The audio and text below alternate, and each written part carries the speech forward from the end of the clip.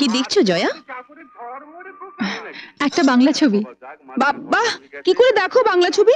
শুধু প্যান প্যানানি আর ঘ্যান ঘ্যানানি। আমি তো ভয় দূরদর্শন খুলি না। আমি তো আবার কলকাতা দূরদর্শন ছাড়া কিছু দেখি না। তোমার বাপের বাড়িতে টিভি আছে?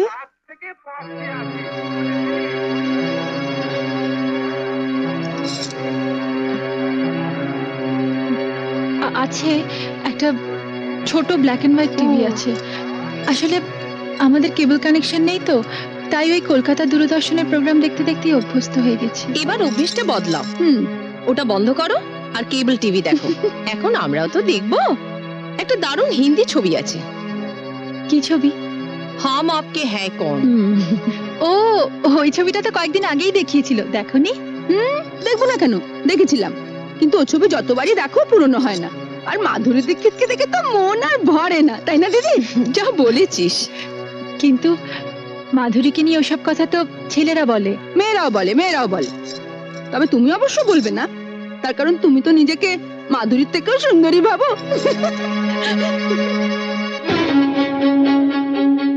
আমি ভাবি না মেজদি, তবে আমি জানি আমি কি। একেবারে পাতে দেওয়া যায় না এমন হতকুচ্ছিত আমি নই, তাই না? নইলে এ পাড়ায় যাদের বাড়িতে পড়াতে আসতাম তাদের বাড়িতে মা আমাকে দেখেই সঙ্গে সঙ্গে তার ছোট ছেলের বউর জন্য পছন্দ করে ফেলতেন না। আর শুধু কি তাই, বলতে গেলে একেবারে বিনা পয়সায় এক কাপড়ে শাখা সিঁদুর পরিয়ে এবারই ছোট বউ করে নিয়ে এলেন। কলকাতা শহরে তো আর মেয়ের অভাব ছিল না। না, তা ছিল না, কিন্তু ছোট ঠাকুরপোর বিয়ের বয়স হয়ে গেছিল। অত সামান্য রোজগেরে ছেলের জন্য কোনো অবস্থাপন্ন ঘরের ডানা কাটা পরি তো আর পাওয়া যাবে না, তাই তোমার সঙ্গে বিয়ে দিয়ে দিলেন।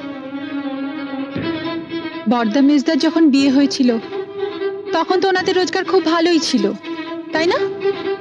ওনারা কি ডানা কাটা পরি পেয়েছেন? আচ্ছা দিদি, কিছু মনে করো না। তোমাদের দেওরের যদি রোজগার ভালো হতো আর তার যদি বড়লোকের সুন্দরী মেয়ের সঙ্গে বিয়ে হতো, তাহলে তাহলে তোমাদের কি লাভ হতো বলো তো? আমাদের আবার কিসের লাভ? ও মা, তাতে যদি তোমাদের কোনো লাভই না হলো, তাহলে আমি যেমন আমাকে তেমন ভাবে মেনে নিতে তোমাদের অসুবিধা কিসের? আমি তো তোমাদের বাড়া ভাতে ছাই দিতে আসিনি, বা আমি জোর করেও আসিনি। তাহলে আমাকে নিয়ে তোমাদের এত গায়ের জ্বালা কেন? বরং আমার স্বামী যদি বেশি রোজগার করতো আর আমি বড়লোকের মেয়ে হতাম, তাহলে কিন্তু তোমাদের অনেক অসুবিধে হতো। অসুবিধে হতো? কিসের অসুবিধে? তাহলে এই মুহূর্তে টিভিটা আমিই দেখতাম, আমার পছন্দ মতো দূরদর্শনের বাংলা ছবির চ্যানেল। আর তখন তোমাদেরও আমার সঙ্গে বসে বসে ওই বাংলা ছবির প্যান প্যানানি ঘ্যান ঘ্যানানি দেখতে হতো। কারণ তখন তো তোমরা আর বড়লোকের বউকে চটাতে পারতে না। তাই যা হয়েছে ভালোই হয়েছে, সাপে বর হয়েছে, এইটা ভেবেই শান্তি পাও। আসি, এখন তোমরা মন দিয়ে হাম আপকে হ্যায় কন দেখো।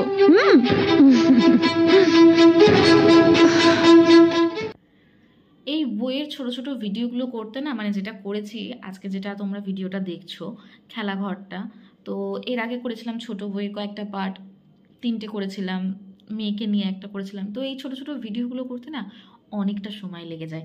একসাথে যদি 2-3 জন করা যায় তাহলে ঠিক আছে, অসুবিধা হয় না। বাট একার পক্ষে না একদম কিছু বলার নেই, এতটাই টাফ হয়ে যায় করাটা। একসাথে 3-4টে পার্ট, তারপরে তোমার আরেকটা করেছিলাম না ওই পায়েলের একখানা, কি বেশ বইটার নাম ভুলে গেছি, ওই দেবের সাথে যেটা অ্যাক্টিংটা ছিল, তো ওখানে তো প্রায় 7খানা পার্ট ছিল, ছেলেও সাজতে হয়েছিল 3টে। ওটা খুবই ডিফিকাল্ট ছিল, কিন্তু এতটা কষ্ট করে করার পরেও যখন ভিউ আসে না না, তখন খুব খারাপ লাগে। তো ঠিক আছে, কিছু করার নেই, চেষ্টা তো করে যাই, চেষ্টা কখনো ছাড়া যাবে না। কাজ করে যাও, ফলের আশা করো না, এটাই আছে কথাতে। কিন্তু আমরা তো মানুষ না, কোনো জন্তু না যে কাজ করব ফলের আশা করবো না, সেটা হতেই পারে না। রক্তে মাংসে তৈরি আমরা।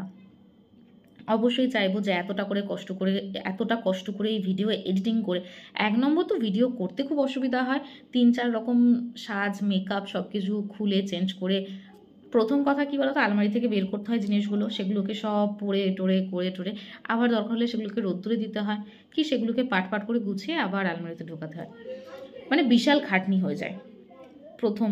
আর দ্বিতীয়ত ওই 3 মিনিটের ভিডিও কি 4 মিনিটের ভিডিও, ওইটাকে স্টেপ বাই স্টেপ সাজাতে না মাথা পুরো খারাপ হয়ে যায়।